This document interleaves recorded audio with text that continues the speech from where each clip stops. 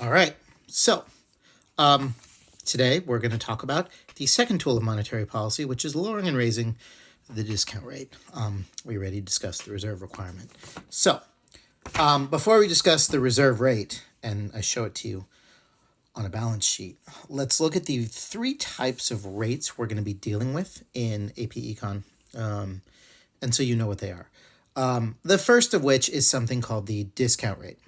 The discount rate is the interest rate, that the Federal Reserve charges member banks, so all the commercial banks, for loans. So Bank of America goes to the Federal Reserve, and the Federal Reserve says, we will give you a loan at 1%. So Bank of America gets a loan at 1%, takes that money, and then loans it out to you at 3, 4, 5%, whatever. And that's how they make money. With a lower discount rate, banks are more inclined to borrow from the Federal Reserve, and they will loan it out to you at a lower interest rate, which will increase investment. When they raise the discount rate to say 4 or 5%, Bank of America may choose not to borrow from them at all, which means they can't turn around and loan it out to you, or they borrow from the Federal Reserve at 4 or 5% and turn around and loan it out to you at 8 or 9. You might not choose to buy that, so investment falls either way. Okay, so that's that. The federal funds rate. The federal funds rate is actually the rate at which the Federal Reserve allows banks to loan money to each other. So if like this is a commercial bank balance sheet, we have reserves and demand deposits and all that other stuff. The Federal Reserve actually has a balance sheet too, and I'm not going to go into it all that much, but its demand deposits are the reserves of commercial banks. So banks keep their money at the Federal Reserve the same way you keep your money at a bank. So I guess that the banks keep your money at the Federal Reserve. This is reserves of commercial banks, or this is reserves of commercial banks, and then this is total Federal Reserves, total cash or whatever. So in any given day, if a bank does not meet its reserve requirement by the end of day, if they've loaned out too much money, what the Federal Reserve does is they move money from one bank into another bank to cover that reserve requirement. So just to kind of show you that in action really quickly. Assets, liabilities. Say by the close of business, and let's say the reserve rate here is 20%. This bank would have to keep $20. Let's say instead they have $15 and then say $85 in loans. They're not meeting the reserve requirement. They can actually do a lot of different things to cover their reserves, and those will be in a different video. That's the end of the chapter. Some of the ways that banks can cover when they have shortages like this. But one of the things the Federal Reserve can do is actually take excess. If some other bank has excess reserves here, so say some other bank has like $40, they'll take some money from one bank and move it into this bank to cover it. So you'd get like this would go from 15 to 20, and then this would be loan from other bank of $5. Okay, so now they meet their reserve requirement, and all is good. So that's what the federal funds rate is. It's the rate at which banks allow, or the Federal Reserve allows banks to loan to other banks, using the Federal Reserve as kind of a intermediary. Just like if I wanted to loan you $50, instead of taking out the $50 and handing it to you, I can just transfer money from my account to yours. Kind of like that. All right, so the third one is the prime rate. The prime rate is the rate at which banks charge its best customers. So it doesn't mean that's the rate you're going to get if you walk into a bank and want a loan. A lot of factors go into that, most notably your credit rating. But if you had perfect credit and if you were the ideal candidate for a loan, you would get what's called the prime rate. So the discount rate influences the prime rate, because when the discount rate goes up, banks have to charge its customers more to cover their discount rate. So if the bank is paying the Federal Reserve 4%, they got to charge you like 5%.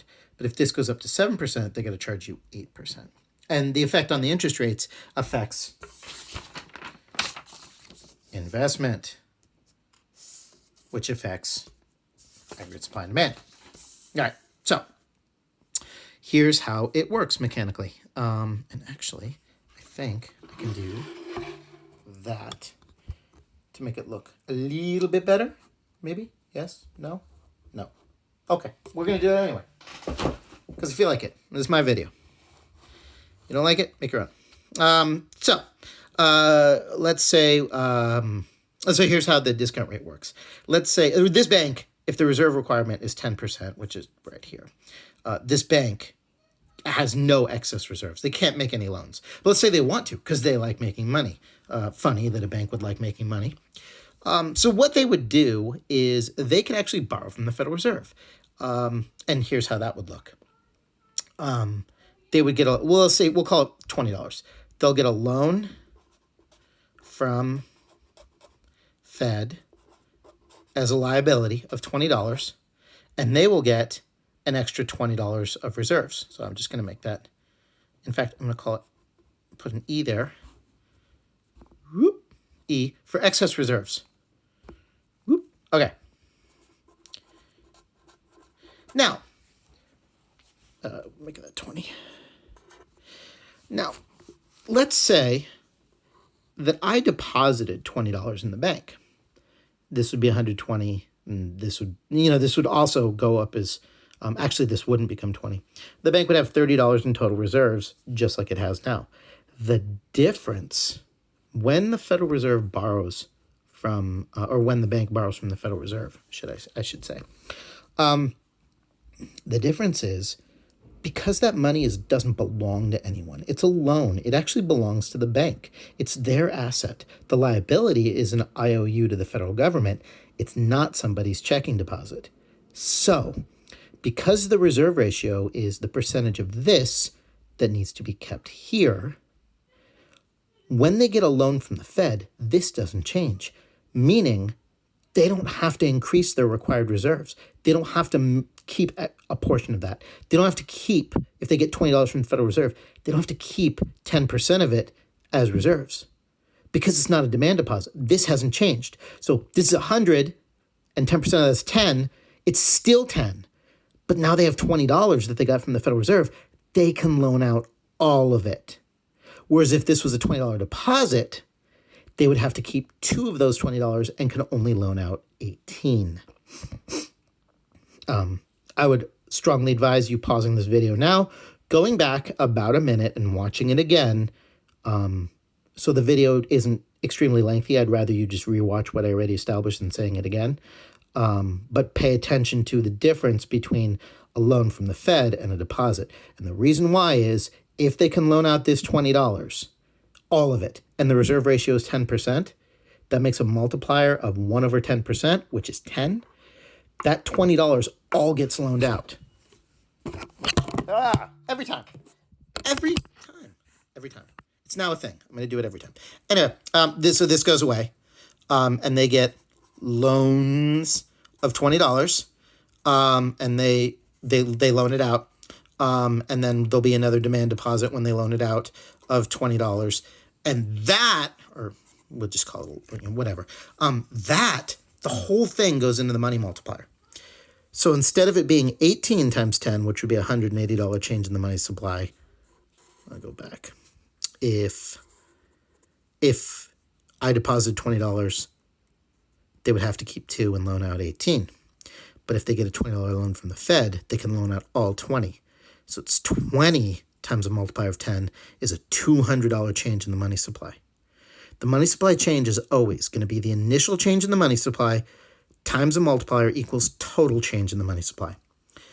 When they get the money from the Fed, that is not a change in the money supply yet. But when they loan it out, then it goes out into the wild, it is. And that's $20 times the multiplier of 10, which is 200. If I deposited $20 into the bank, that is also not changing the money supply.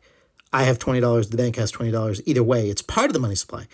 The 18 that gets loaned out from there, which is 90%, That's a change in the money supply. So it's a difference of a $180 change versus a $200 change. Okay?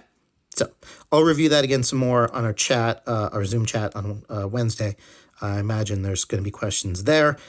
But this video is getting a little long, so I'm intending to bring some practice questions too. So there's that.